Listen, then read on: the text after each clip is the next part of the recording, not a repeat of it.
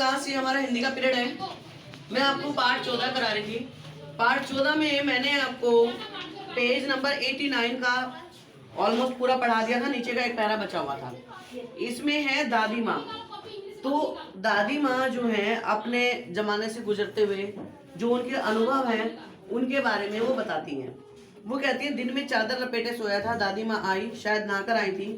उसी झाग वाले जल में पतले दुबले सने सने शरीर पर सफेद किनाराधीन धोती, सन से सफेद बालों के सिरों पर सर्द टपके हुए जल की शीतलता। आते ही उन्होंने सिर पेट छुए, आंचल की गांठ खोल किसी अदृश्य शक्तिशाली के चबूतरे की मिट्टी मुंह में डाली, माथे पर लगाई,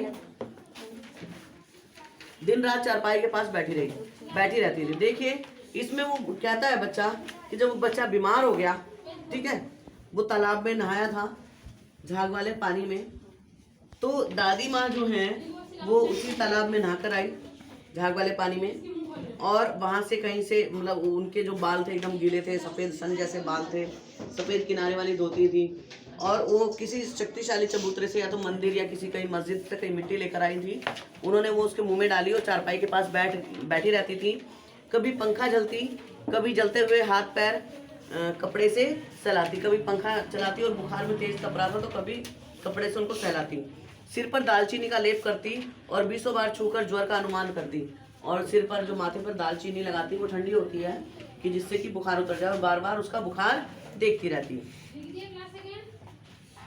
हांडी में पानी आया कि नहीं, उसे पीपल की छाल से छोंका कि नहीं, खिचड़ी में मूंग की दाल एकदम मिल तो गई, कोई बीमार के घर से सीधे बाहर से आकर तो नहीं चला गया। यदि लाखों प्रश्न पूछ कर घर वालों को परेशान कर देती, और बार बार वो उसके पास तो बैठी रहती। इसके अलावा वो ये भी देखती कि इसके लिए जो खिचड़ी बनाई है उसमें दाल अच्छे से डाली है कि नहीं डाली, उसमें छोंका अच्छे से लगाया कि नहीं लगाया है, पीपल की छाल से छोंका लगाया कि नहीं लगाया, या कोई ऐसा तो नहीं कि सीधा बीमार के घर में आया होके चला गया हो, कि बीमार के घर में कोई सीधे नहीं आते। तो ये पूछ कर भी वो घर वालों को परेशान करती। दादी माँ को गवी गांव के 50 किस्म की दवाओं के नाम याद थे। गांव में कोई बीमार होता उनके पास पहुंचती, वहाँ भी वही काम, हाथ छूना, माथा छूना, पेट छूना, फिर भूत से लेकर मलेरिया, सरसाम, निमोनिया तक का अनुमान विश्वास के साथ सुनाती। तो दादी माँ का काम यही था। वो लेखक कहता है मेरे साथ ही नहीं, अगर गांव में भी कोई बीमार हो जाता तो वहाँ पहुँच जाती, उसको देखती, उसका माथा छूती, उसका पेट छूती, गर्दन छूती, और फिर कहती इसे निमोनिया तो नहीं हो गया, इसे मलेरिया तो नहीं हो गया, इसे जुकाम तो नहीं हो गया, इसको ये भूत तो नहीं चिपट गया। तो सारी चीज़ें बता देती। महामारी और विषचुका के दिनों में रोज सवेरे उठकर स्नान के बाद लवंग और गुड़ मिश्रित जलधार, गुग्गल और धूम। और जब महामारी चली हुई थी तो वो सुबह उठती रोज, और लवंग और गुड़ मिश्रित जलधार, गुग्गल, और इनसे जो हमारे आयुर्वेदिक चीजें हैं इनकी वो धुनी जो लगाते हैं जिससे कि बैक्टीरिया मर जाते हैं, वो सब करती। सफाई कोई उनसे सीख ले यानी, और घर को एकदम साफ सुथरा रखती थी। दवाई में देर नहीं होती थी। मिश्री या शहद खत्म हो जाता, चादर या गिलाफ नहीं बदले जाते तो वे जैसे पागल हो जाती। अगर घर में मान लो मिश्री खत्म हो गई या कोई दवाई खत्म हो गई या चादरें वगैरह गंदी हैं तो वो एकदम पागल हो जाती। बुखार तो मुझे अब भी आता है, नौकर पानी दे जाता है।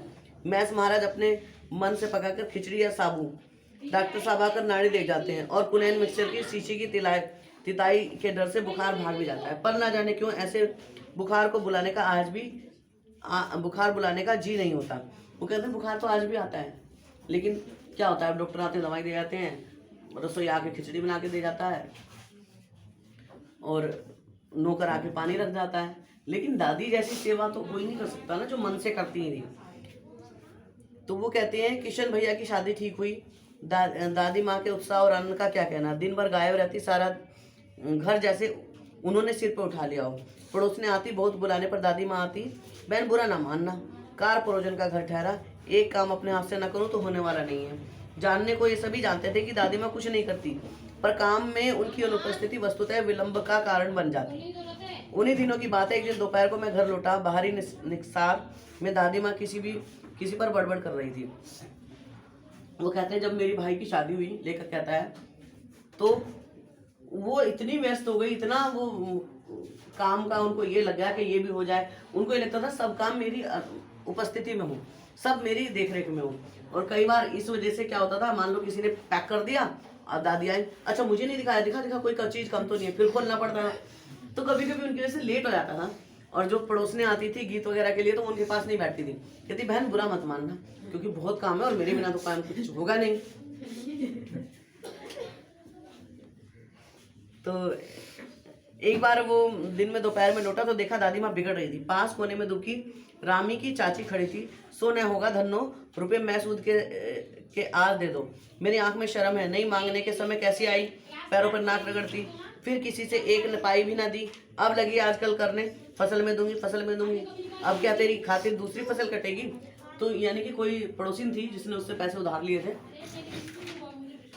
तो दादी उस पर भड़क रही थी कि मुझे आज ही पैसे चाहिए। दूंगी मालकिन, रामी की चाची रोती हुई दोनों हाथों से आंचल पकड़े दादी माँ के पैरों में झुकी। बिटिया की शादी है, आप न दया करेंगी तो उस बेचारे का निस्तार कैसे होगा। और रामी की चाची जो है वो रो के दादी माँ के पैरों में पड़ गई। बोली कि मालकिन बिटिया की चाची है, अगर आप मदद नहीं करोगे तो शादी कैसे होगी, हट अभी नहा के आ रही हूँ। दादी माँ पीछे हट गई। जाने दो दादी, मैंने इस अप्रिय प्रसंग को हटाने की गरज से कहा, बेचारी गरीब है, दे देगी कभी। चल चल चला है मुझे समझाने।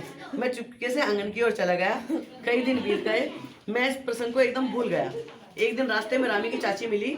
वह दादी को पूतो फलो दूधो नाव का आशीर्वाद दे रही थी। मैंने पूछा क्या बात है धन्नो चाची। तो उसने विहल होकर कहा, उरिन हो गई बेटा, भगवान भला करे हमारी मालकिन का। कल ही आई थी, पीछे का सभी रुपया छोड़ दिया, ऊपर से 10 रुपए का नोट देकर बोली, देखना धन्नो, जैसी तेरी बेटी वैसे मेरी, 10-5 के लिए हंसाई ना हो, देवता है बेटा देवता। उस रोज तो बहुत डांट रही थी। मैंने पूछा, वह तो बड़े लोगों का काम है बाबू, रुपया देकर डांटे बिना तो क्या लाभ। और मैं मन ही मन इस पर हंसता हुआ आगे बढ़ गया। तो मतलब वो कठोर भी थी, लेकिन जरूरत पड़ने पर मदद भी करती थी। आज मैं आपको इतना ही पढ़ाऊंगी।